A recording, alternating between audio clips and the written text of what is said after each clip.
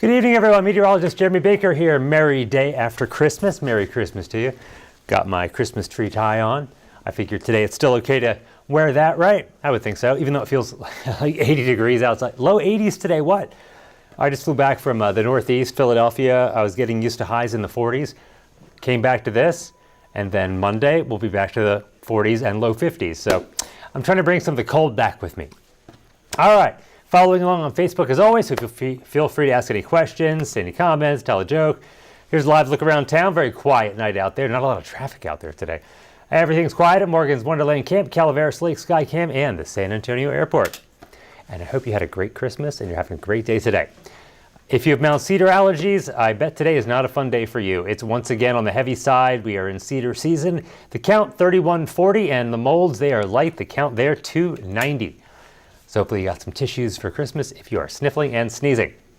The aquifer picked up 1/3 of a foot in the past 24 hours, but it still hovers below the 630 mark, so we are still close to 40 feet below average. That really hasn't changed much over the past few months. Doesn't look to change anytime soon either. Not much of a chance for rain in the forecast. You'll see a little bit on the 14-day, and we do have a front coming in, but not a lot of rain with it. We do have a weather impact alert for the front. This is coming in Sunday night into Monday morning. The main change with this, big drop in temperatures, about 30 degrees from the high Sunday compared to Monday. Also wind, that'll make it feel even much more cold. So if you're heading back to work possibly on Monday or school, if you go back to school, definitely plan on bundling up. The weekend weather might fool you a little bit. It's not going to spill over into your Monday. And here's the front. It's going to come through Sunday night. Like I said, winds up to 20 to 30 miles per hour, wind gusts over 40, and wind chills Monday morning could be in the 30s, even 20s for some. So definitely plan for that Monday morning. Right now, nothing like that, though. We are calm with the winds. We are warm, too. 73 for both San Antonio and at the Stinson Airport. Dew point is 65. That tells you how much moisture is in the air, and it's not that far from the actual air temperature. So because of that, that humidity is up there as well, and you feel it as you step outside, too. Humidity is 76%. We had a lot of 80s at the 6 o'clock hour, now down in the 70s, 75 for Pearsall and Cotulla. That's the warm spots on the map. 70 for Junction and Fredericksburg, Del Rio 72, 61 in Bernie, and 67 for Uvalde, Hondo at 66. Veville, 70 degrees even. Radar is dry, nothing out there but some cloud cover here and there, but none of those clouds are rain-bearing clouds. We need to have moisture at all levels in the atmosphere for that, and we are just not seeing it yet. We do have that flow out of the southwest coming in off the Pacific. That's helping to funnel in a lot of that moisture, bring us the humidity, some of that cloud cover.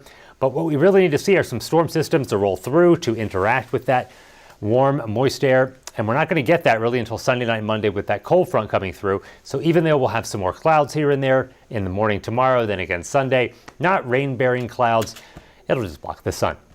We need the rainfall. Here's mid-September. We still had that area of exceptional drought conditions in parts of Medina County. Now things have improved. We got rid of that, but we do have much more of the area under extreme drought conditions. So all in all, things got worse, but we aren't seeing exceptional here at least. Del Rio, parts of Valverde County still seeing severe drought conditions. Most of our area at least severe. Hill country not as bad, moderate to severe and abnormally dry. But again, most of Bexar County now extreme, and all the counties to the south for the most part. So we have worsening drought conditions. Doesn't look like it's going to change much soon.